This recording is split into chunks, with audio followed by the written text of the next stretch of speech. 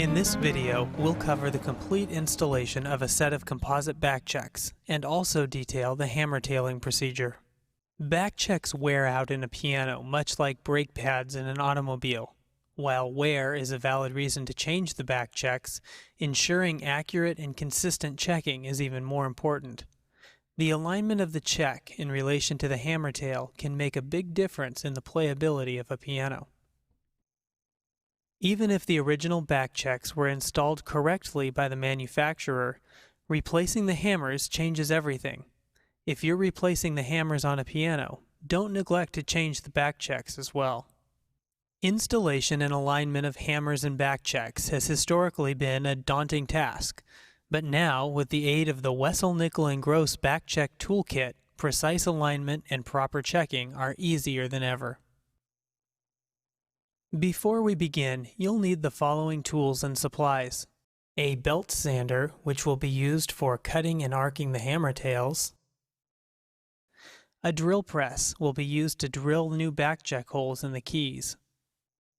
You'll need a hand drill, a number 29 or number 30 jobber's length bit, a number 31 parabolic bit, a short ruler, a center punch, a pencil, calipers, side-cutting wire cutters, a right-angle die grinder with a quick-change disc holder, a hammer shank clamp, C-clamps or bar clamps for clamping the hammer tailing jig, an orbital sander, and a dowel with a diameter of approximately 1/2 inch or about 2 centimeters. You'll also need medium-width masking tape, Wessell Nickel and Gross glue, a short piece of piano wire to apply the glue, 120 grit sandpaper for the orbital sander, an 80 grit quick change sanding disc, and a quick change disc holder. To plug the original backcheck holes, you'll need a hardwood dowel with a diameter of 1/8 of an inch or about 3 millimeters. A length of 3 feet or about 1 meter should be sufficient to plug all 88 holes in the keys. Lastly, you'll need a Wessell Nickel and Gross Backcheck Toolkit. The kit has several handy tools, including a hammer tail arcing jig, a backcheck angle block, a backcheck inserter, a backcheck line marking jig, a backcheck height jig, and a number 31 parabolic drill bit. The parabolic bit is used when drilling deeper holes. First, you'll need to remove the old backchecks from the keys. Use the wire cutters to grip the old backcheck and the medium diameter dowel to act as a fulcrum point. Place the dowel flush against the old backcheck wires. Rest the head of the wire cutters on top of the dowel while gently gripping the backcheck wire. Starting with the cutter handles in an upright position, slowly rotate the handles downward against the dowel. Release the wire and re-grip it with the handles once again in an upright position. Repeat this motion several times until the backcheck is extracted from the key. Continue using this process for each key until all of the backchecks are removed. After extraction, inspect the backcheck blocks to make sure they haven't loosened. If you find any loose blocks, simply re-glue them. Next, you'll need to plug the old backcheck holes.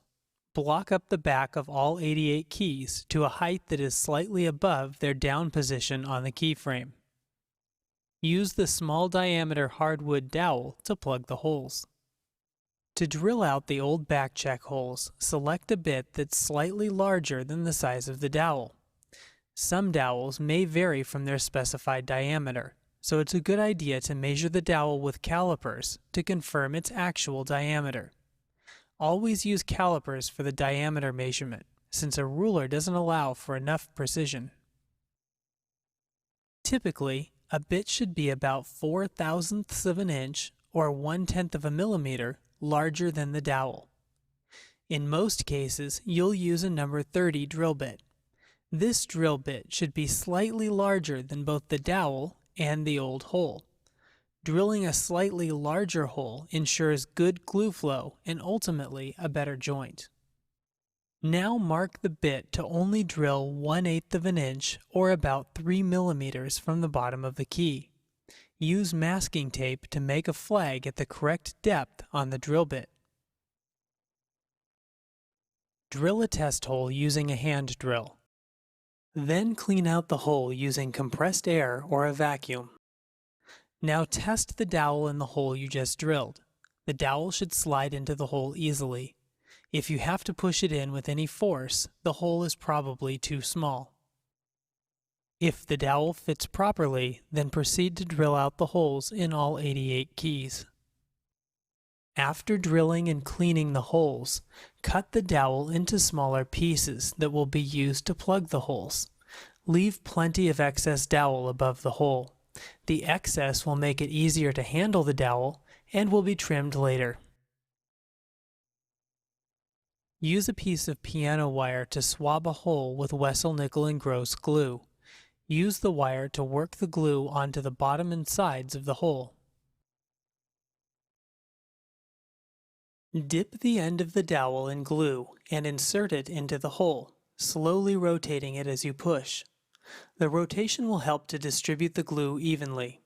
A glue collar around the dowel will help ensure that all gaps are filled.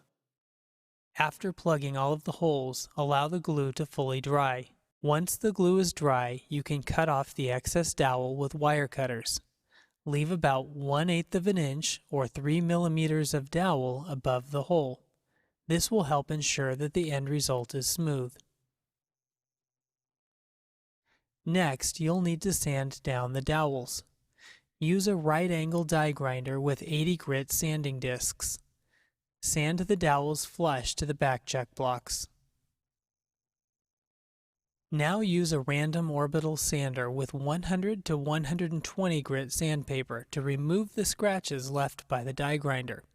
Once complete, the backcheck blocks should look like new. Wessell Nickel and Gross recommends that you custom bore hammers in order to account for variations in string height common to most pianos. While many of the procedures we'll discuss next will work without custom boring, more effort may be required in order to get the proper height. Wessell Nickel and Gross provides a breakdown worksheet, which is designed to help you calculate the custom bore. To custom bore hammers, you'll need a jig, like this one. By boring the hammers correctly, the point of checking will be in the same place across the entire piano. Backcheck installation will be easier and performance will be improved. This is the Wessell Nickel and Gross hammer tailing jig. Before you begin modifying the hammers, it's a good idea to get familiar with the features and functions of this jig. The tailing jig will be used to cut the hammer tail to length and then to arc it. The jig has a swivel slider that can work in two different slots. The slot on the left is used for tail arcing, while the one on the right is used for cutting off excess tail. The jig includes 3 sizes of shank pins to accommodate both Wessell Nickel and Gross shanks as well as standard wooden shanks. 3 additional blanks are included, which you can turn down to make your own custom pin sizes. Let's get started with the hammer modification. Choose a pin that corresponds to the shank you'll be working with. Wessell Nickel and Gross shanks have a diameter of either 4 millimeters or 4.7 millimeters. Screw the pin into the jig with your fingers, then tighten it with a screwdriver until it's snug. The next step is to set up the jig on your vertical belt sander. The sander should be loaded with 80 grit sandpaper. We don't recommend a disc sander as it tends to clog and can burn the wood. Place the jig so that the key on the bottom is in the miter slot on the table. If the key doesn't fit, or if there is no miter slot on your sander, simply remove the key. The key is not required for the jig to function. Position the jig so that the base is perpendicular to the sandpaper.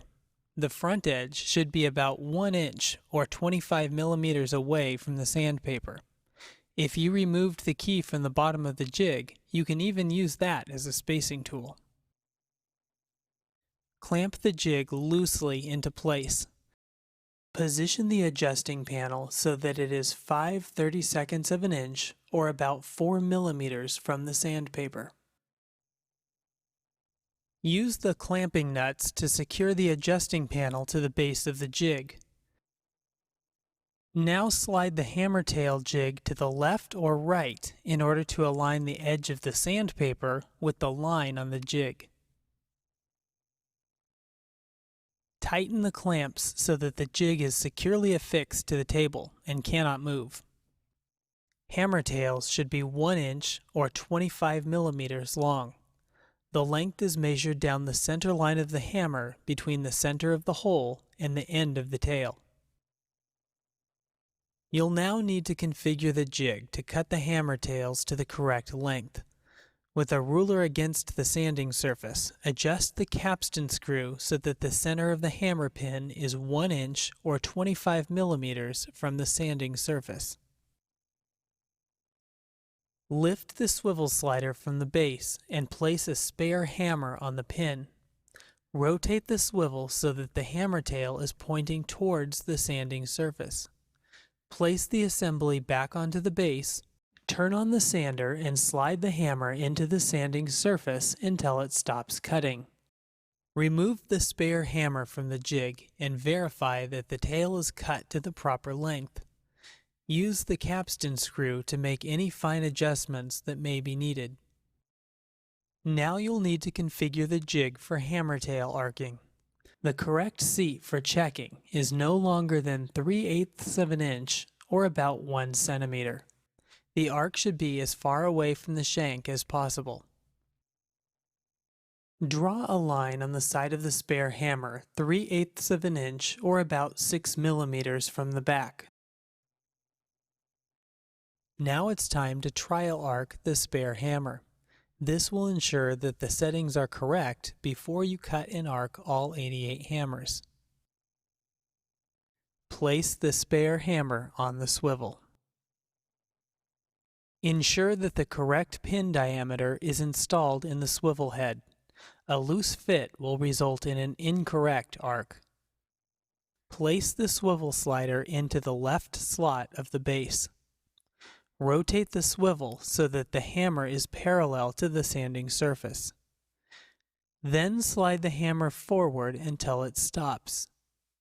Adjust the capstan screw until the hammer is about 1/16 of an inch or 2 millimeters from the sanding surface. Turn on power to the sander and rotate the hammer on the swivel to arc the tail. Now inspect the arc. If it's aligned with the mark you made earlier, you're all set. If not, adjust the capstan screw to move the hammer closer to the sanding surface and try again. Work gradually and adjust in small increments until the position is just right. Once the checking surface is correct, cut and arc all 88 hammers. You can leave each hammer on the swivel slider and simply move it from the right track to the left in order to quickly complete both operations. Remember to use the correct pin size for the hammers, and don't forget to change the pin when you modify the hammers that have a different hole diameter. To improve sustain, some installers prefer to undercut the tails of the hammers in the treble section. While this step is optional, it should be performed at this point if you plan to do it. While technically not part of the back check job, this is also a good time to taper the hammers. A full top to bottom taper is the best practice. If you don't have the equipment to do this, at least taper the hammers from the shank down to avoid clearance and weight problems. Hammers check better if the tail is tapered to a width of about 7/32 of an inch or 6 millimeters at the checking end. You'll need to glue the hammers to the shanks before you continue. For information on that procedure, please refer to the Shanks and Hammers installation manual or watch the corresponding video. After arcing, the edges of the hammer tails are quite sharp and can cut the buckskin if the installation is not absolutely perfect. You'll need to sand the tails to ensure a smooth finish. Clamp the hammer shanks together, one section at a time. Using a sanding block with 100 grit sandpaper, sand with a curved motion at about a 45-degree angle. You'll want a radius of about 1/32 of an inch or 1 millimeter on the edge of the hammer tail. The backcheck line marking jig is used for marking the backcheck line on the keys. The strike line, as defined by the hammers, is used to locate the backcheck's front-to-back position. The strike line is based on the hammer's center line. If the key frame is not yet felted, block the keys to the correct rest height. The hammers that you used as trials in the hammer gluing process should already have a center line from the top to the bottom of each hammer. If you use a 1, 72, and 88 system, then these are the only notes that need the line on them. Alternately, if you use the ends of sections from an old set of hammers, then you'll need to mark a center line on the hammers at the end of each section. This system works well on any piano that has a typical string height between 7 1/2 inches and 7 3/4 inches. That's equivalent to between about 190 and 197 millimeters. The piano also needs to have a typical backcheck block. If your piano is unique, you'll need to use the trial notes to determine the correct dimensions. The jig is used to locate the strike line. Rotate each trial hammer so that the center line is perpendicular to the workbench. Align the jig so that the line of its body is on the line of the hammer. Rotate the hammer until the lines are parallel and the jig just covers the center line of the hammer. Next, you'll be marking a reference line for the drill location. Make sure the back of the key is resting on the back rail felt. Move the jig slide down so that it rests on the backcheck block. Now, use a pencil to mark the backcheck block along the slide. Repeat this process to mark the backcheck blocks of each trial hammer location. Remove the stack. Then draw a single line that connects the trial position reference lines across all of the backcheck blocks. Using a center punch, indent the center of each backcheck block along the reference line. When drilling at an angle, the indentation keeps the drill from sliding down the angled surface. Let's get started drilling the keys for the new Wessell nickel and gross backchecks. Before you begin, you'll need to set up the drill press to drill the keys at the correct angle. The backcheck angle block makes the process easy. Clamp the backcheck angle block to the drill press table. Install a size 31 drill bit into the chuck of the drill press. With the drill fully raised, position the table height so that the tip of the drill is approximately 1/8 of an inch or 3 millimeters above the backcheck block on the key.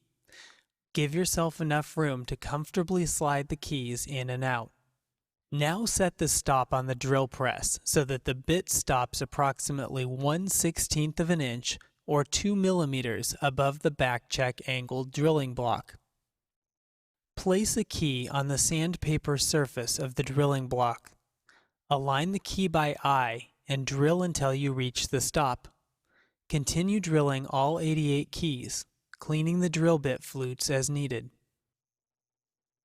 Before you set the backcheck height, it's important to ensure the trial key's height and dip are correct. Use the backcheck height jig to set the height. The jig allows you to take string height into account when setting the backcheck height. The jig will need to be readjusted for each section of the piano, so work one section at a time. The top screw represents the hammer bore distance. Start by measuring the hammer from the center of the shank to the tip. Now transfer this measurement to the top screw of the jig. Place the ruler flat in the groove and measure from the center line to the top of the flathead screw. Adjust the screw so that it matches the hammer measurement. Now adjust the bottom screw, which represents the length of the hammer tail. Measure from the center of the shank to the bottom of the hammer tail. This should normally be about an inch, or 25 millimeters. Transfer this measurement to the bottom jig screw. Put the ruler against the flat underside of the jig and measure to the bottom of the screw. Adjust the screw as needed to match the hammer tail measurement. Place the jig in the piano under a section's middle string. Loosen the screw holding the slider and slide the mechanism up until the screw touches the string. Then tighten the thumb screw to lock the slider in place. It's important to check the height of the strings at the ends of each section. Begin with the jig at the start of one section. There shouldn't be more than 3/32 of an inch or about 2 millimeters difference between the string heights. If there's a significant difference, it's a good idea to take 2 or 3 equally spaced measurements in that section. Then, use the average for the backcheck height. Continue checking the string height at the end of each section. Again, you don't want more than 3/32 of an inch or about 2 millimeters difference between the string heights. Remember that you'll need to readjust the jig for each section. Use the jig to determine the distance the backcheck must protrude from the key. Place the adjusted jig over the key so that the top screw is approximately where the center line of the hammer would be when striking the string. Make sure the key is at full dip. Then, use a small ruler to measure the distance from the bottom of the flat screw to the top of the backcheck block. Now transfer the measurement to the backcheck. With a felt pen, mark the height on the front of the backcheck wire. Use the Wessell nickel and gross backcheck inserter to push the backchecks into the keys. Install the inserter into the drill press chuck and verify that it is flush against the jaws. You won't be turning the drill on for this operation. The inserter simply uses the vertical motion of the drill press as a convenient and consistent mechanism for installing backchecks. Before inserting the backchecks, you'll need to set the drill press stops so that each backcheck is positioned consistently. First, hold the backcheck next to the key and align the mark you made earlier with the top of the backcheck block. If the wire is too long, it may protrude from the bottom of the key, causing splintering. If the wires are too long, you'll need to pre-cut them before proceeding. Place a backcheck into the inserter and lower it into a key. The line you marked in the previous step should be aligned with the top of the key. Set the stop on the drill press and lock the depth gauge. Press all of the backchecks in one section of keys. After you're done with a section, reset the jig and move on to the next. Continue pressing the backchecks until all of the sections are complete. Now that the backchecks are installed, the action should be fully regulated using standard procedures. Thanks for choosing Wessell Nickel and Gross parts. Thanks for watching. For more information about Wessell Nickel and Gross, visit us on the web at www.wessellnickelandgross.com.